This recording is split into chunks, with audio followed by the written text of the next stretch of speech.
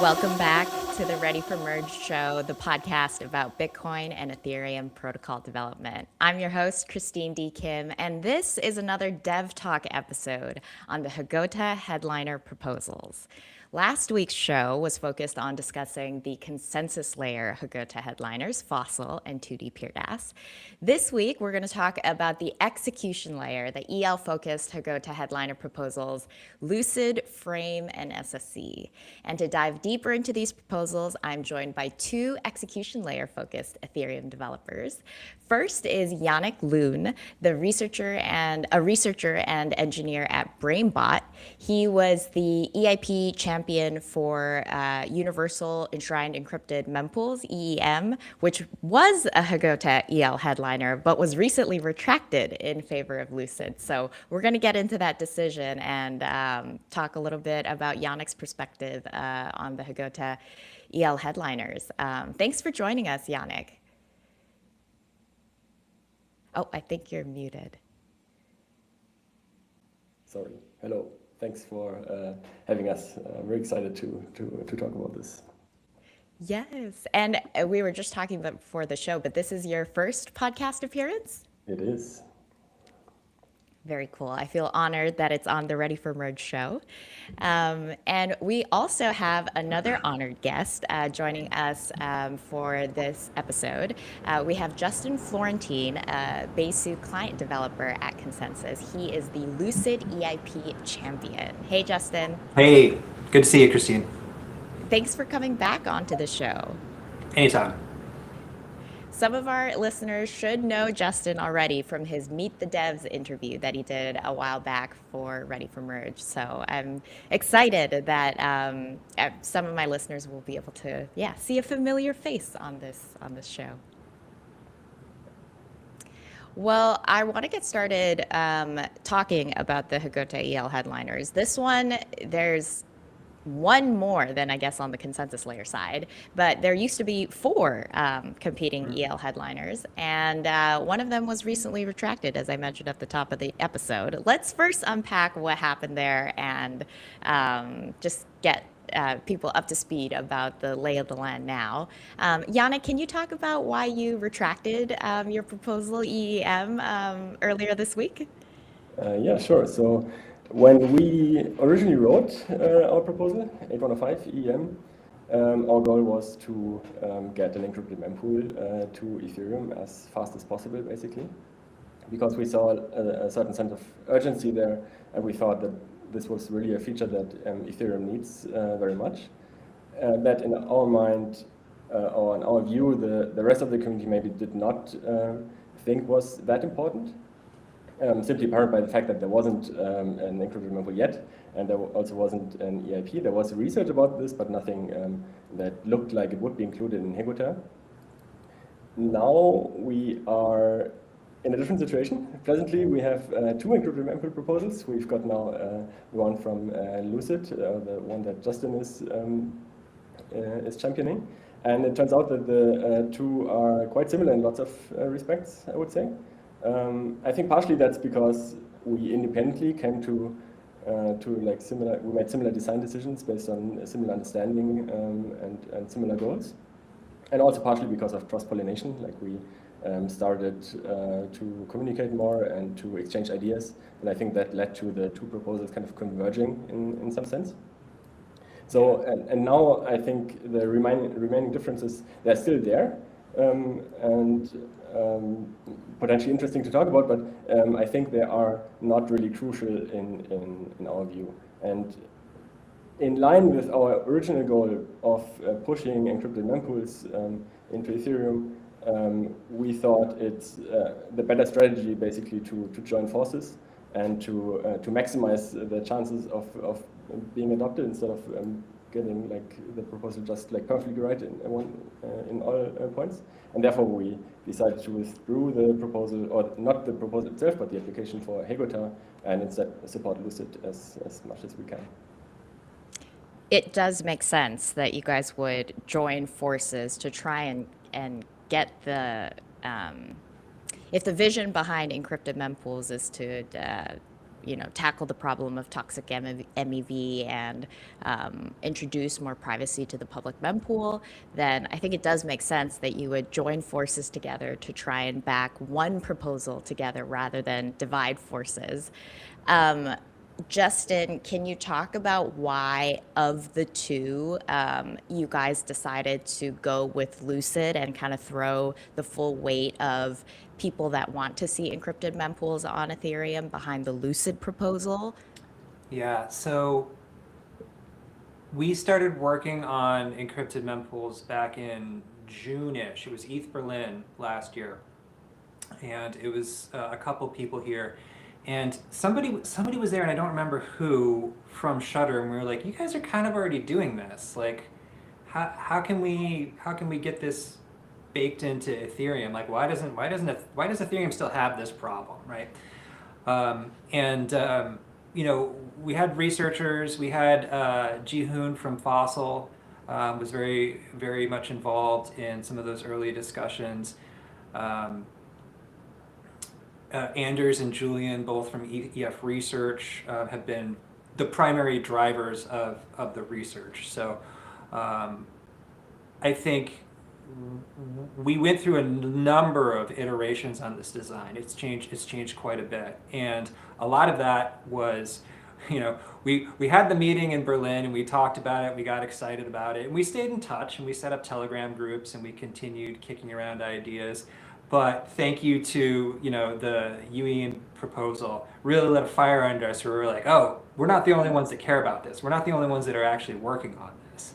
And so we immediately grabbed them and brought them in and we're like, all right, let's trade some design ideas back and forth. Why are you doing this? Why are we doing that? Like, why do you care about that? And it was really enlightening and broadened our perspective because I am a engineer. I'm not a researcher. Okay. I can be very down in the weeds and not really understand. There's so much Ethereum. Like, there's just too much fire hose. I've been doing this since a long time, and it still feels like a fire hose. So I think it was really refreshing for us to get that different perspective. We're really having fun actually working together on it. I think I said earlier, like, we have this group of people that is working on that. We have not gotten any smaller because they've retracted UEM. We've just gotten a lot more focused on it. Maybe that was a little rambling. Would you like to, did I answer the question? Yes, and I'm glad that you guys shared a little bit more about how this collaboration came about. And I will emphasize again, I think that in terms of strategy in the Hegota headliner games, joining forces behind one encrypted mempool design rather than multiple does, definitely help the odds. Justin, you had mentioned the design has changed quite a bit since Berlin and obviously since now contributions from the UEEM team. Let's talk about the final design now. What are the main components of Lucid? What are the main components of the encrypted mempool proposal that is in the running for Hegota? Christine, did you say final? Yeah, I did. Okay. Well, I can't promise that because these things are still in flux. But I can talk a little bit about the overview of the design, some of the particular points that we know that we have to handle. Okay. So I am being a little bit cagey here because we haven't actually published the EIP yet. All right. So when the EIP, things will be a lot more confident in saying things are final. It's still in draft right now. It's still being iterated on. But from a high level, if we want to kind of go through some of the processes, how would an encrypted mempool work? And Jannik, I would love for you to just jump in and interrupt me, please, when we have points that differ or that change. Both of us have made revisions to our designs over time. And we're going to get these things mixed up where I'm like, oh, did you used to do that? Did we do that? Did we take that from you? Et cetera. So please jump in my explanation. But it starts with a wallet, like all things, right? It starts with the user. With Lucid in particular, it's a optional feature. Okay, so we're not encrypting all of the things. This would be a new transaction type that you would choose to send. And when you send it, you would include both the plain text version of your transaction, which is a standard transaction, just like you would do today, and then it would be wrapped and it would contain another type of transaction, which is the new one that we're introducing, which is a ticket. A sealed transaction ticket is the technical term that we're using, but you can kind of think of it as a cryptography envelope. All right, so it will have lots of information about the thing that you're going to be sending without revealing anything about it. This is kind of one of the differences that we're gonna get to later, is what gets included on a chain and what gets executed. So in LUCID, we separate the two. You'll be included in one block, but actually executed at the top of a subsequent block once you're decrypted. Both of these designs allow for flexibility with regard to how it's being decrypted. We are all scared of post-quantum computers, and we're really making sure that whatever we use to protect our transactions and the mempool itself is going to be abstracted out. We don't know necessarily who the winner is going to be when it comes to post-quantum cryptography, so we're going to make sure that there's an abstraction in place that allows us to do either. LUCID abstracts it out by kind of keeping it off-chain. We do actually specify how the decryption should happen, but the execution of the encryption and the decryption happens off-chain via the wallet, or the execution client, the builder, and when it comes to decryption. So your wallet is going to encrypt it, and it's going to publish it, and the builders, and this is where we're kind of reusing some pieces of Fossil, will include the transaction, the ticket that I talked about before. That's going to get included in one slot. And then when the builder builds the next slot, they're going to have to honor that ticket. And they're going to have to commit to putting your transaction in the top of the block based on how much of a fee that you paid for it. And so once your wallet sees that it's been committed to, it's safe to reveal the key. And now the builders can use the key to decrypt it and execute it. So we want to express that this is not really a privacy solution for Ethereum. When we talk about like encrypting the mempool, we're encrypting it up to a point. We're encrypting it up to a point where we're confident that it's been included, and then we have to decrypt it in order to execute it so that the builders can run it. I'm going to pause there for a second. I just gave a big old info dump. Any questions or anything you want to add, Jannik? I just want to add one thing maybe. You mentioned that the cryptography that's used to encrypt and to decrypt the transaction is generic in a way. I just want to add to that it's not just for post-quantum resistance. It also allows for different trust models for users. Basically, if you are a user and you encrypt your transaction, and you give someone else the power to decrypt it for you, then you want to have a strong guarantee that they actually do this, because if they don't, then your transaction will never get executed, and you still might have to pay a fee for that. And there's different ways you can do this. Or different entities, or different types of entities that you can trust. These can be threshold encryption committees, or it could be hardware cryptography models, or it could be yourself. Basically, you can provide your own decryption key. And to support like all these different models, I think that's for me the main reason why this should be generic. What happens if the entity that you trusted to reveal the key doesn't reveal the key? Yeah. So, it is a trust model. So in LUCID, that's not necessarily a requirement. Okay, so in LUCID, you can actually just serve as your own key provider. You can reveal your own thing. So if you don't trust that somebody will eventually reveal the key, then you have an option to do it yourself.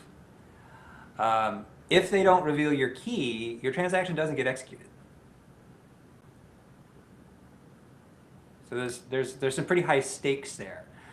In Lucid, there is a fee that you can charge, that you can pay. So they do have an incentive to actually reveal a key and prove themselves trustworthy, right?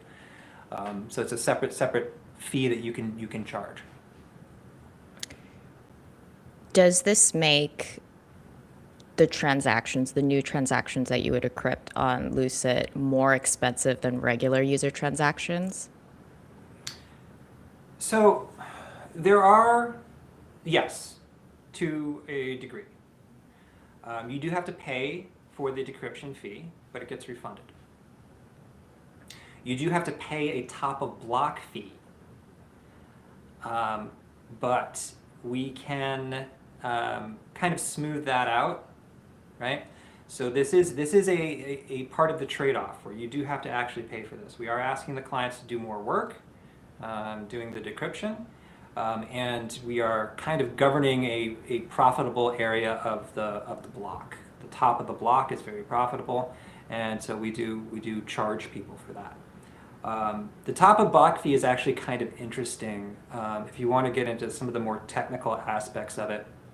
When you submit your transaction, you are going to say, and here's how much I'm willing to pay to be at the top of the block.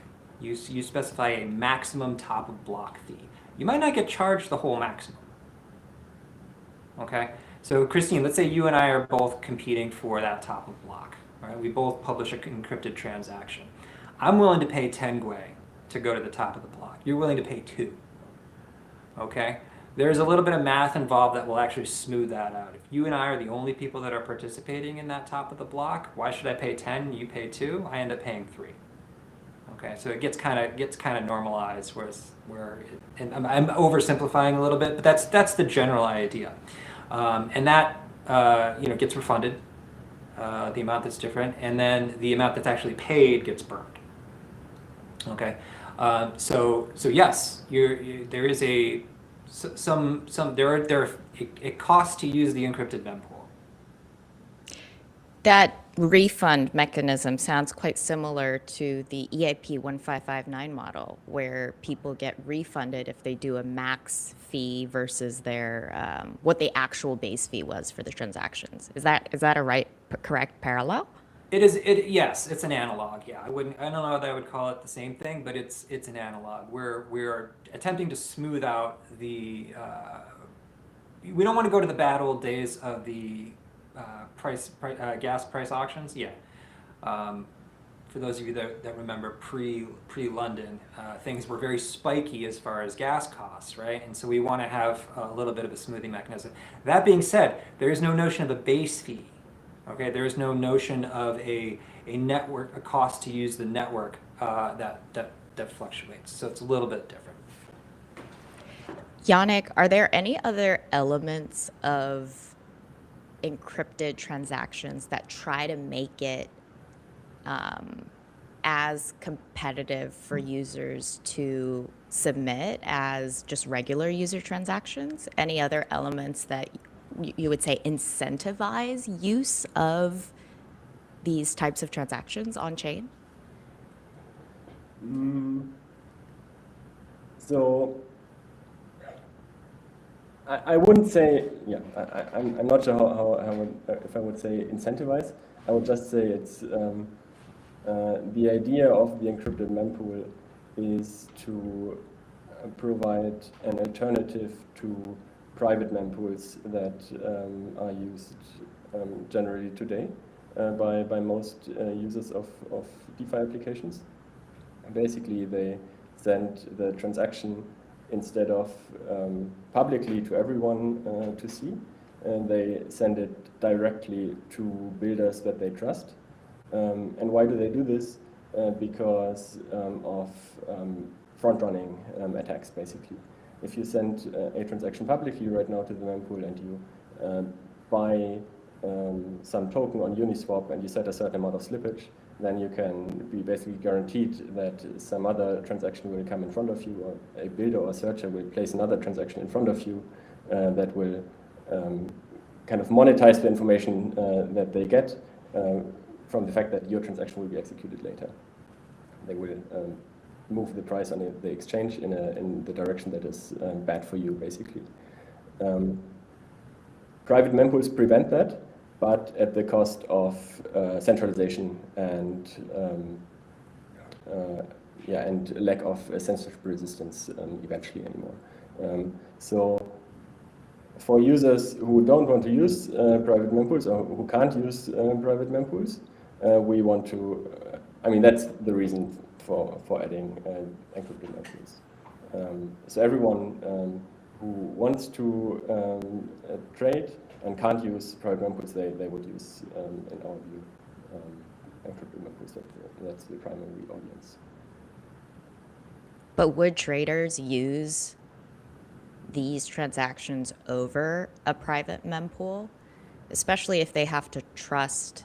Well, I guess you don't have to trust. You yourself can reveal your own key, but if you want to use some kind of encryption mechanism that, say, does rely on a trusted party, I don't see how that would be super different from having to trust a builder.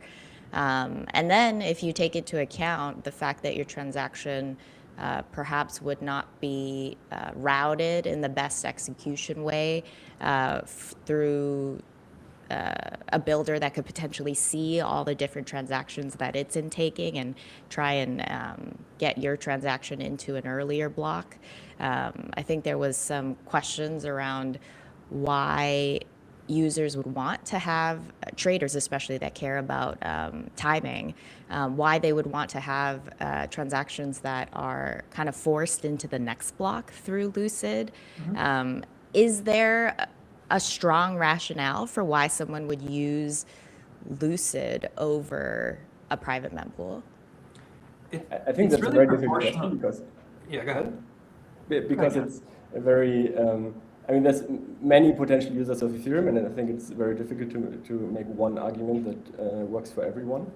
In general, I would say that trusting a builder is a much stronger requirement than trusting a decryptor. First of all, as you said, you can be your own decryptor, and then you don't have to trust anyone, or it can be a large committee where you only trust a majority of it. And even if they fail, all they can do is, depends on at which stage, but in most cases, all they can do is not decrypt, and then your transaction will just not be executed, whereas a builder can do all these front-running and sandwiching attacks, which are more costly for you.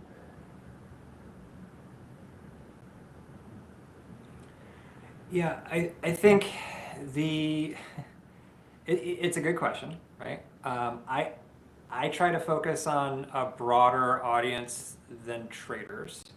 I think that whether or not you want to use an encrypted mempool is how scared you are of being front-run or sandwiched. Okay, this does not affect backrunning. This doesn't affect arbitrages, right? So all of that information is still preserved and should still be yielded.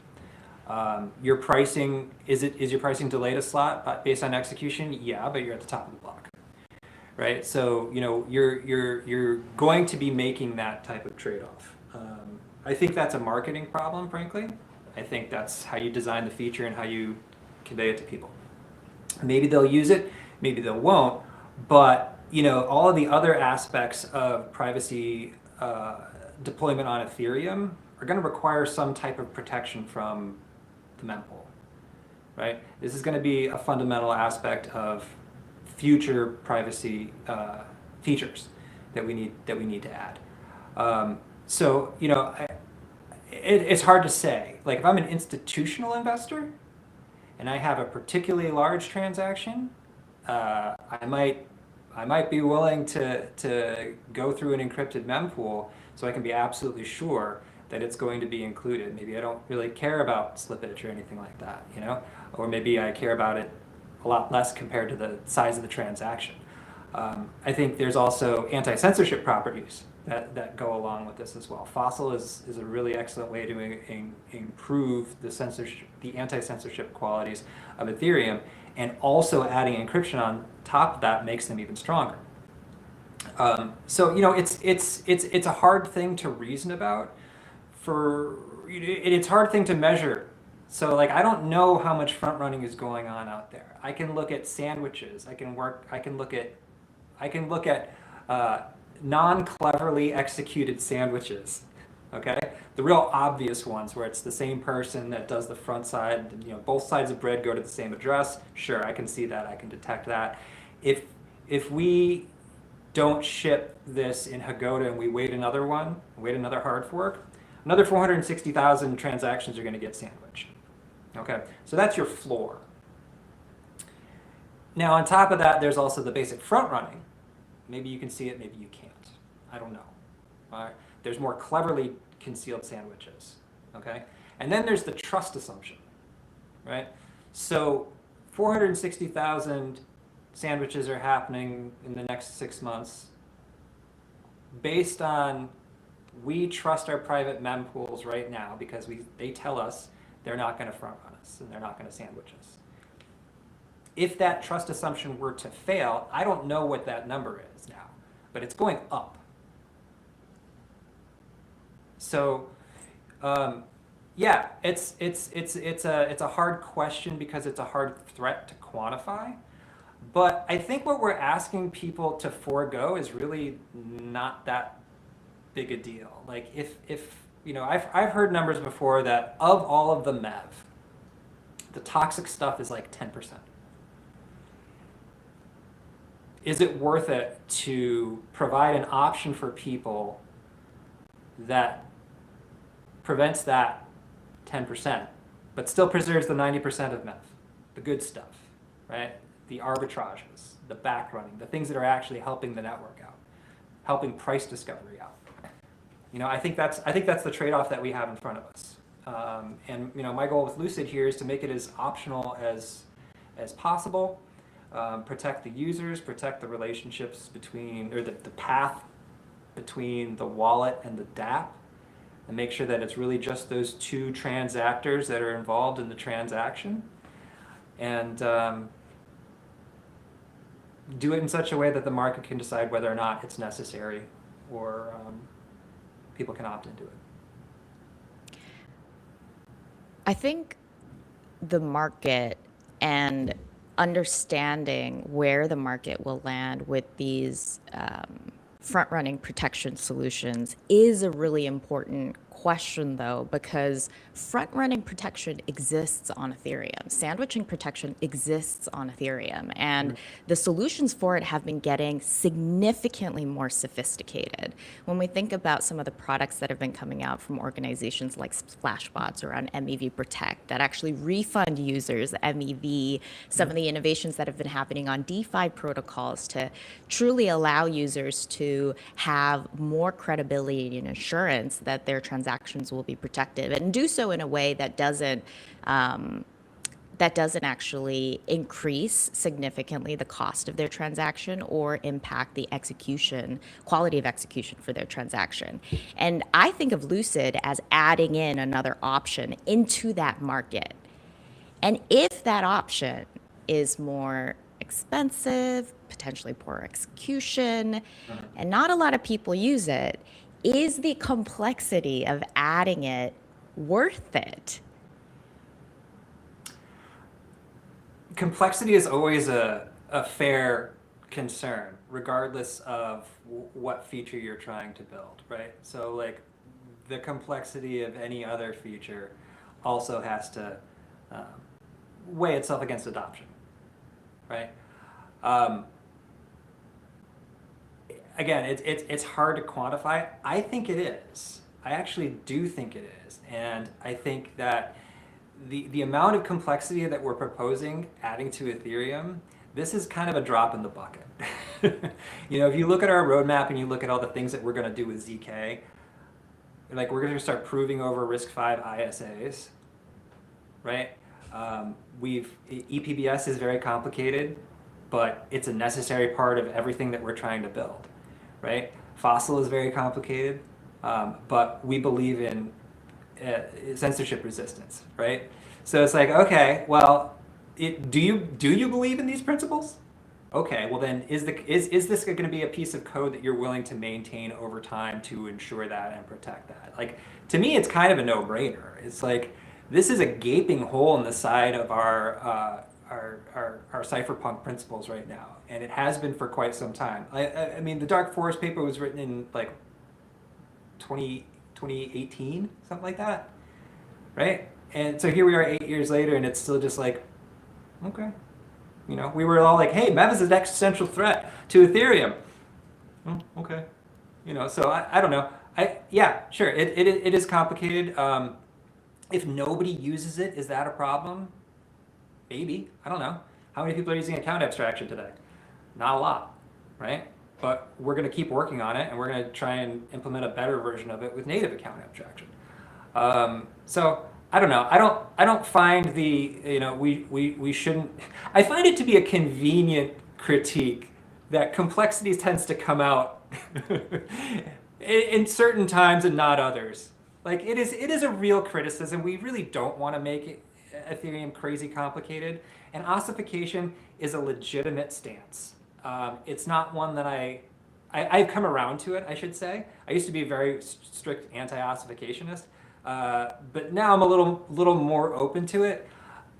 However, when it's a matter of encrypting and protecting people's like transactions, I have much more allowance for it than I do when it comes to like scaling. You know, like, yeah, we need to scale, but like at some point, is enough enough? I think with privacy concerns and for censorship protections, you can actually get to a point where you can say enough is enough. You can actually have a binary questions like, oh, are we protected? Yes, we are. Great, awesome. Whereas with things like scaling, et cetera, it's like, well, do we have enough? It's like, well, no, we need more. We need more. You're on a treadmill. You need more scale. You always need more scale, right? So anyway, I don't know. I'm rambling and maybe showing some of my politics, but I'm not ashamed of it. That's what I try and do on these episodes. I try and draw it out of you. Yannick, Yeah. anything you'd like to add to that? I like the comparison to ePBS that Justin kind of alluded to. ePBS existed in a simpler form, out of protocol form as PBS exists right now. That solved a problem that the Ethereum protocol had. It solved it well in some cases, but it came at the cost of lack of censorship resistance and some sort of centralization. And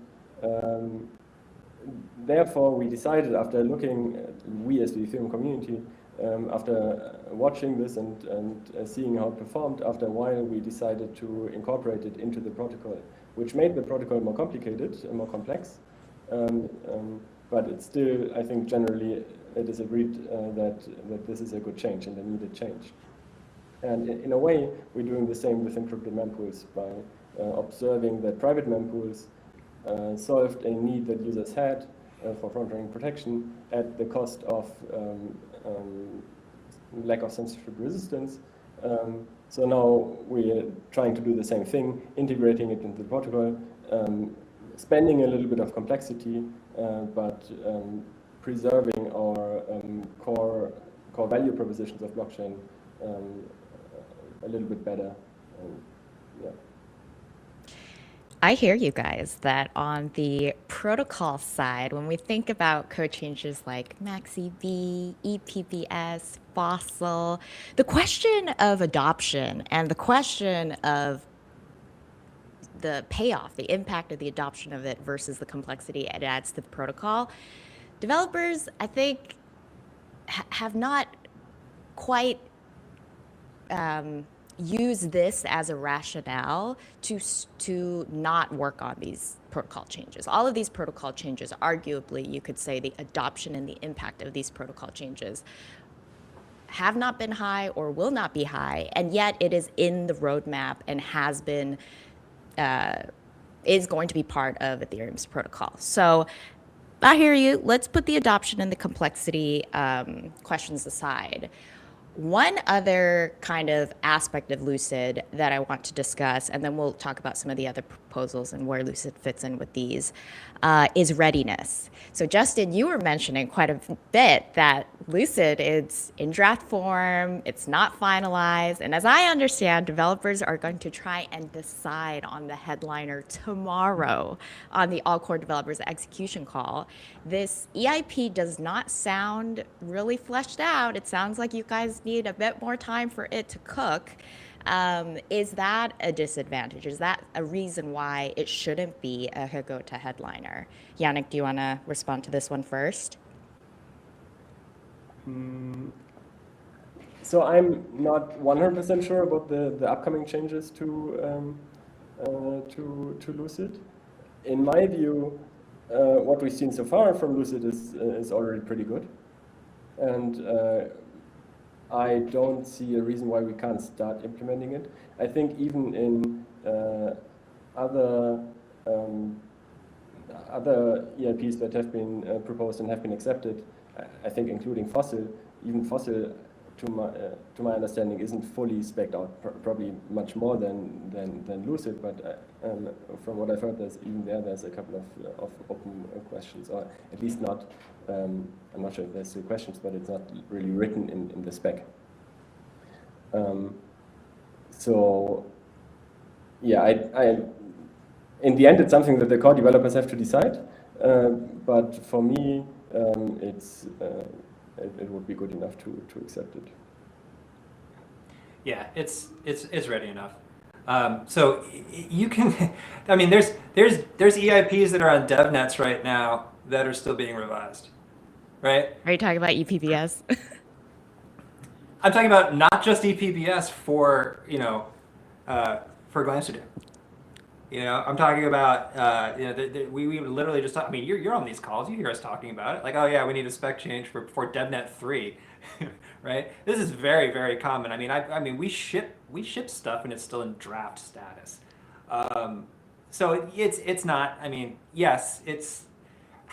I don't know. Like these are judgment calls that every core developer makes when they're talking about this stuff. You can propose something as a headliner with an EAP maybe not existing, right? You can propose one that's fully baked and has been worked on for 18 months as well. And that still doesn't necessarily mean that everyone's going to be super confident in it. So, I am actually more confident in Lucid than I am in a lot of things because I've seen so many people weighing in on, oh, did you think about this and did you think about that? And the fact that it also, I work with POTUS on the ePBS stuff, right? I work with Jihoon on the fossil stuff, right? And they're in these conversations and they're saying like, well, here's where this is going, right?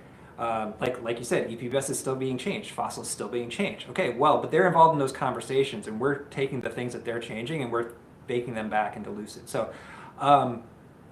I don't know. Is it stable enough? I think it is. I mean, I think I would be happy to start working on it. If it doesn't make it into Hegota, I'm still probably going to work on it so it's ready for iStar. So. Hard to say, but I feel good about it. So I don't know. Take a read of the room, I guess. We'll see how we'll find out tomorrow. Maybe all the core devs are going to be like, no, this isn't ready, and I'll respect that decision. No. But before the call happens tomorrow, I want to know, what would your argument be for why Lucid should be prioritized over SSZ and frame transactions?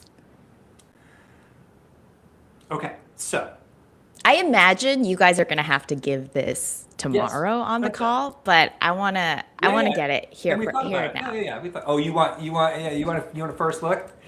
Sure, and that's fine. I actually am a big fan of frame transactions. I think it's very cool, very good. I think that it unlocks quite a number of things, but unfortunately, it also requires a number of things. I see it less as a headliner, but still something that should be included in the fork. Because I think it's a little debatable as to like the direct impact that it's going to have, just like we talked about all the other features, right? on users. I do see it as being a post-quantum boon, but it also requires a number of other things that have to change other layers to actually give us that protection. And so for that reason, I could see a world where frame transactions maybe was delayed, but didn't delay the hard fork and didn't delay everything else. SSZ is a little bit more complicated. SSZ, I think, is pretty well spec'd, but it's kind of a tough ask, right? You're effectively asking for changing the serialization format for transactions, receipts, the block, pretty much everything at the execution layer. This is a thing that people have been asking for a long time, and the why now hasn't really changed.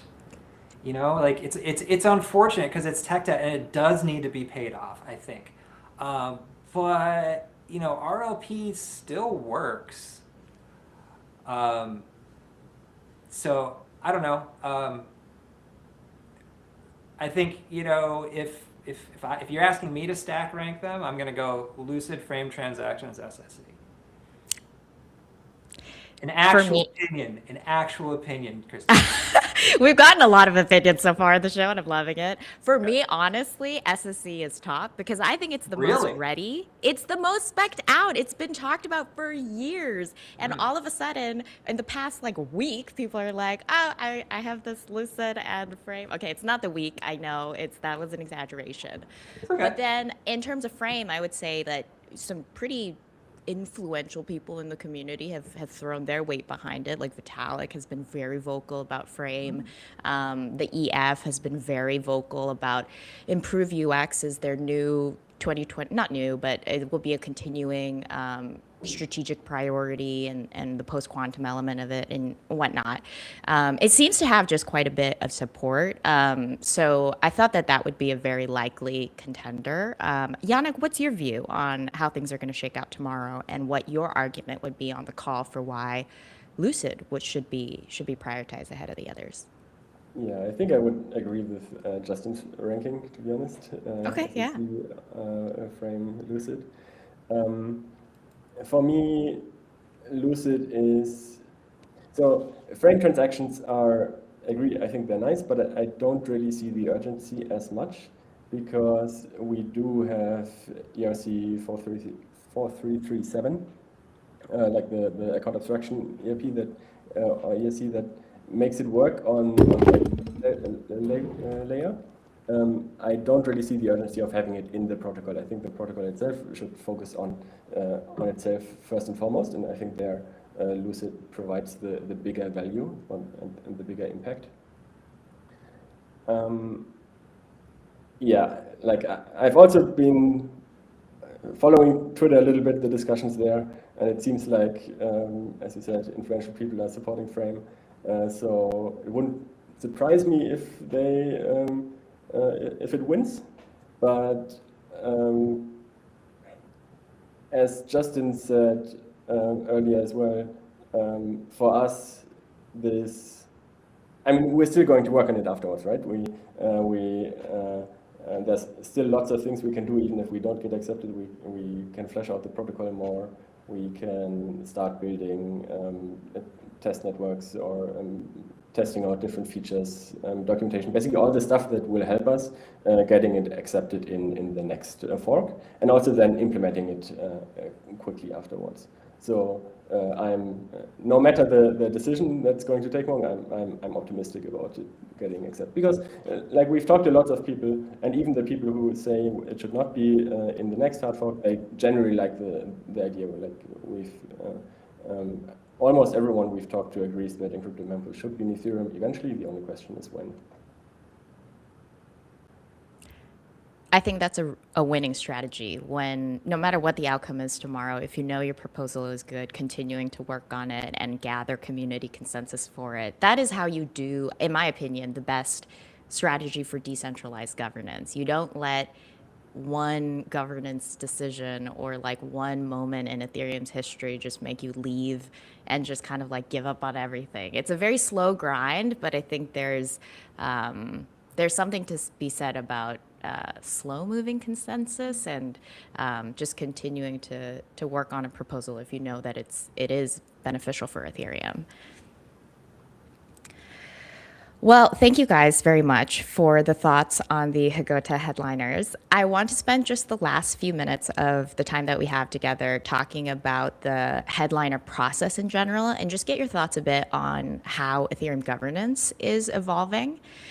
So I had mentioned that Vitalik and the foundation have been very vocal about where they want to see the Ethereum protocol develop, especially with the Hegota headliners on the execution layer side. As they've become a bit more opinionated, do you think that has like an outsized influence on Ethereum and the way that Ethereum evolves? And do you think that's a good thing?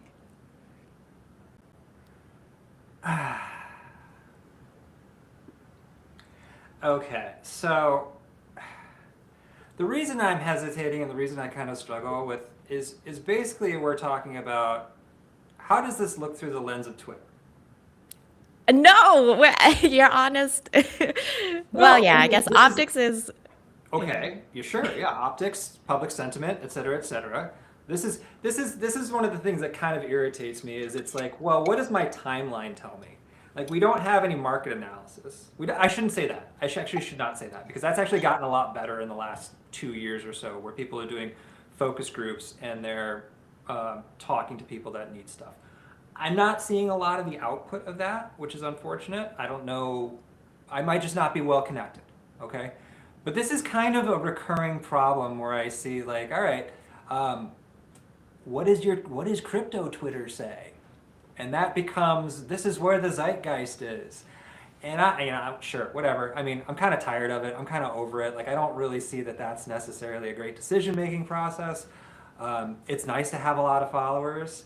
I have 400 followers, I think. So, like, who cares what I say? I don't have a blue check, all right? And that's a real problem. And if that's how we're going to decide, like, well, what is the direction that we should go in? I got to question that as a decision-making process. Right. I have seen technical roadmaps, and they are good and they make sense. I diverge from them a little bit, but I do see my input and our input factored into them, and I see them being adjusted. So I think that's a good thing. I am dancing around your question. Is the outsized influence a good thing or a bad thing? You can look at this in two ways. If I say it's a bad thing, I'm not sure what I would propose to replace it with. And on the other hand, it's a good thing because, well, if you have an outsized influence on what people think should be done next, you also have outsized influence on getting it done. And that's very valuable, very powerful. So, yeah, it's a tough one. I don't know, Jannik, what do you think? Yeah, so for me... Come join me in the trap. I haven't been involved in Ethereum governance at all, basically. I've been following it from the outside and sometimes more, sometimes less. It's not something I really had a big desire to participate in because it seems like a very tedious process and very, very slow and messy and not very fulfilling, at least for myself.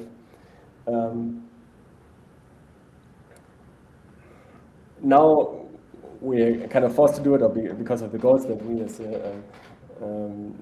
like when we proposed the LP had, we kind of were required to do that. So we did, and it was very interesting for me. Outsized influence. Yes, Vitalik has big influence. I'm not sure how much it changed over time. I can't really say that.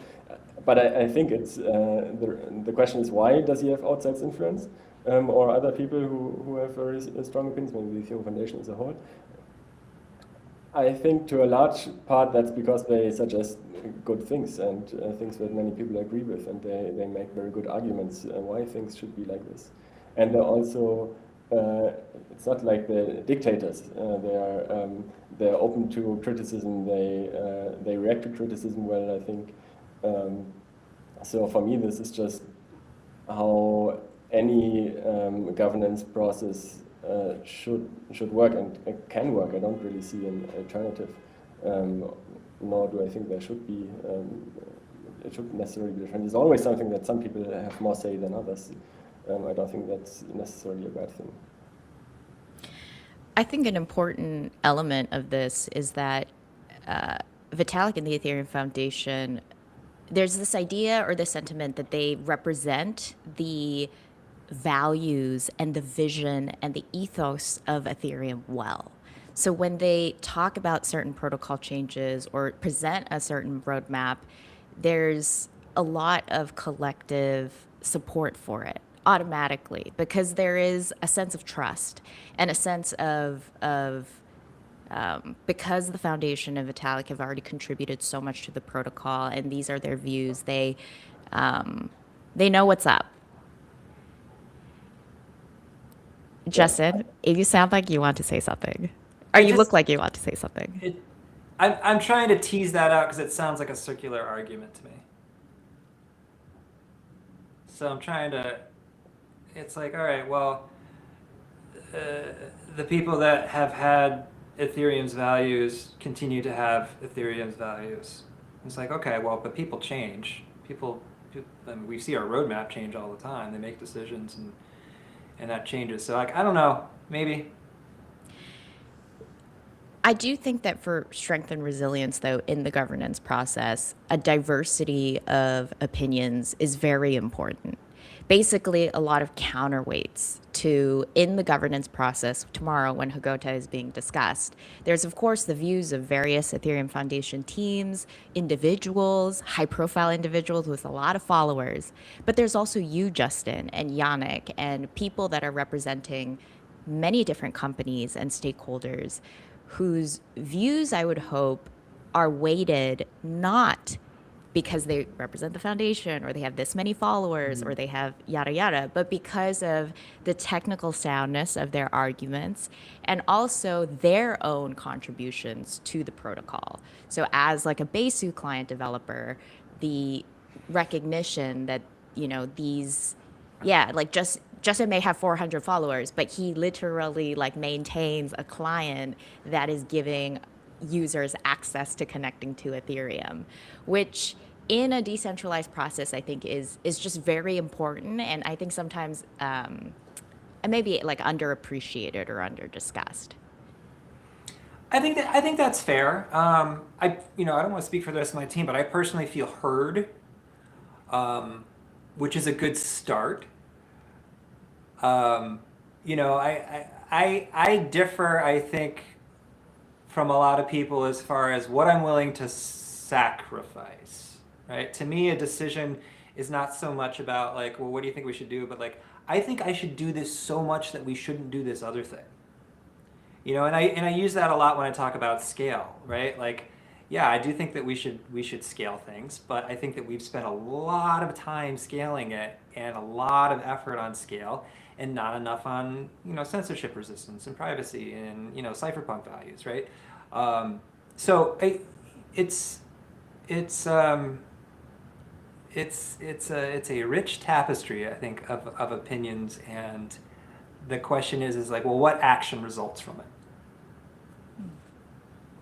I would like to see actually more explicit stakeholder input. You mentioned like other different groups of Ethereum.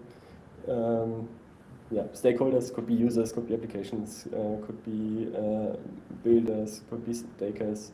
Like, not only because they contribute different things to Ethereum, but also because they have very different perspectives on Ethereum. And I would like, if I would change something in the governance process, I would like to have a more explicit place for these stakeholders to voice their opinions and be heard.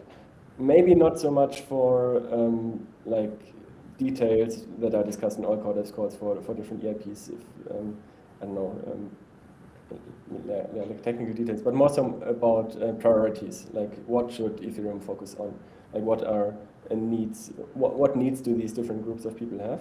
Because even if client developers and researchers and all these other groups of people that are already like strongly involved in and effectively make many of these decisions, even if they are maximally benevolent and try their best, they're just missing some of these viewpoints, I think. So they're lacking some of the data they need to make the best decisions. So yeah, some mechanism to get these voices into the discussions, I think would be great.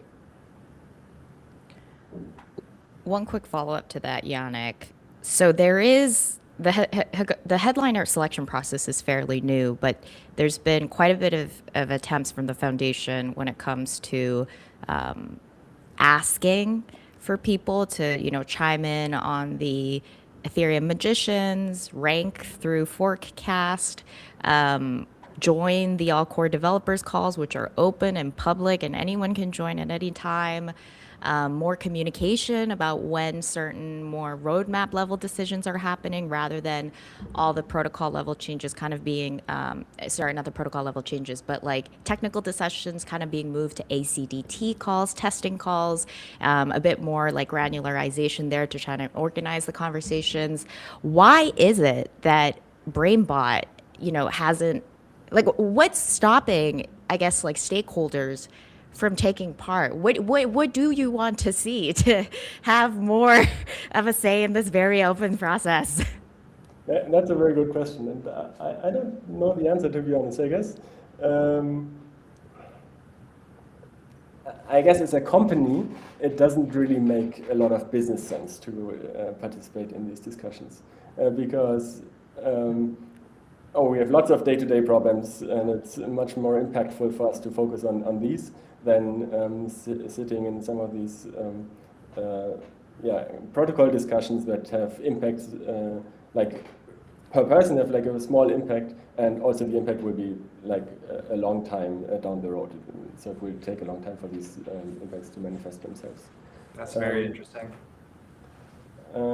So I think the reason why people would participate, like I don't think it makes financial sense. That's, I guess, what I'm saying. So we need other reasons to participate, and for that, I think just a sense of community strengthening. I think we have a lot of that in Ethereum, and it shows, I think.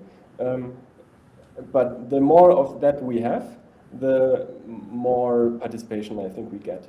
And maybe we do have that sense of participation in our community in certain groups of people, like people who go to conferences, for example, but maybe not enough in others.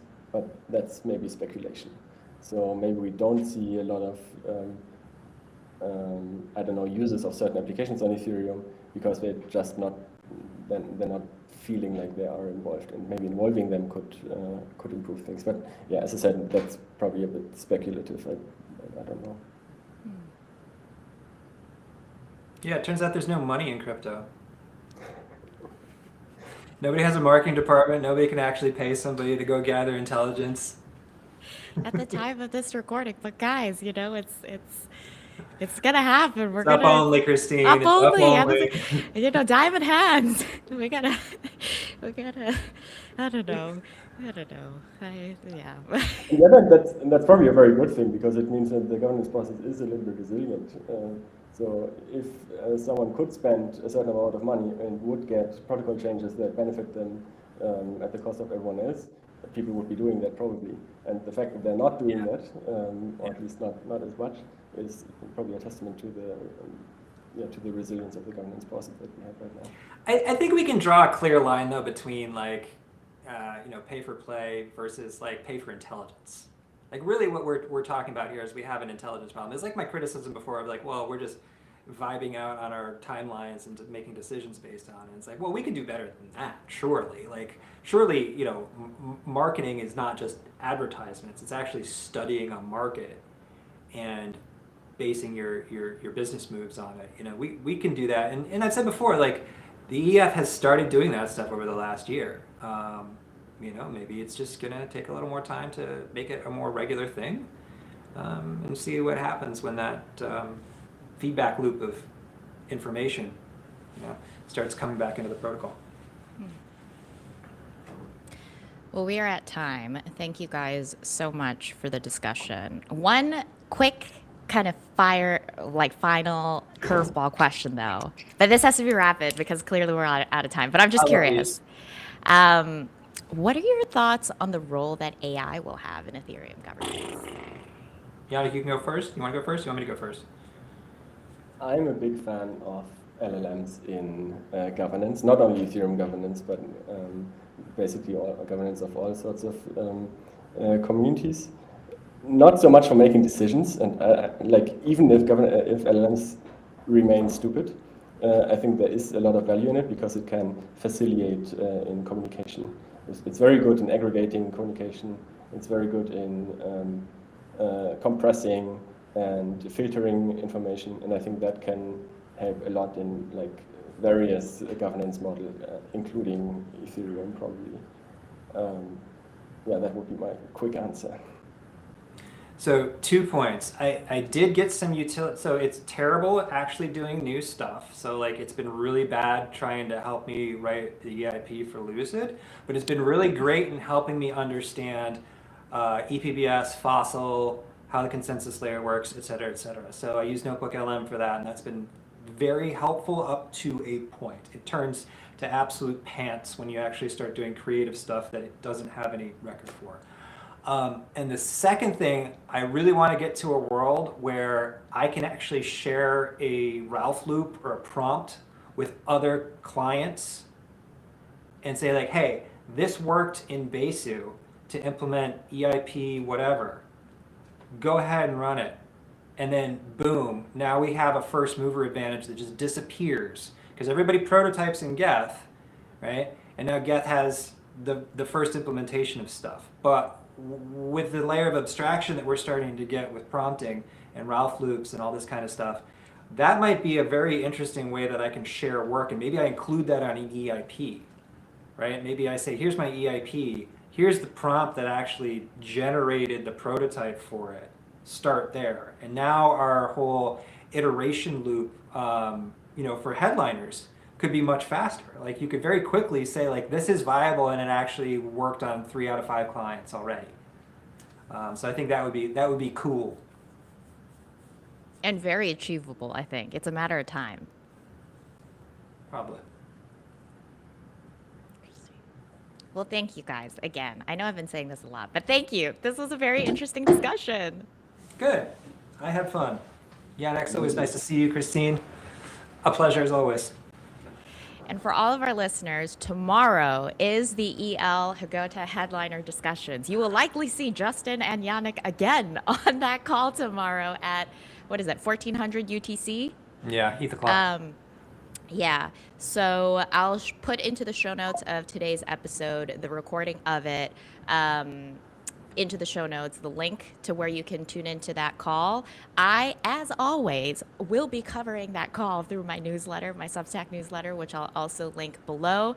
I'm going to include links to Justin and Jannik's Twitter profiles and their respective company websites. So if you want to learn more about what they do, just check out those show note links. Thank you everyone for listening to this episode of Ready for Merge. Tune in again next week for a new episode and stay ahead of the curve on Bitcoin and Ethereum protocol development. Bye everyone. Encrypt the mempool. Bye-bye.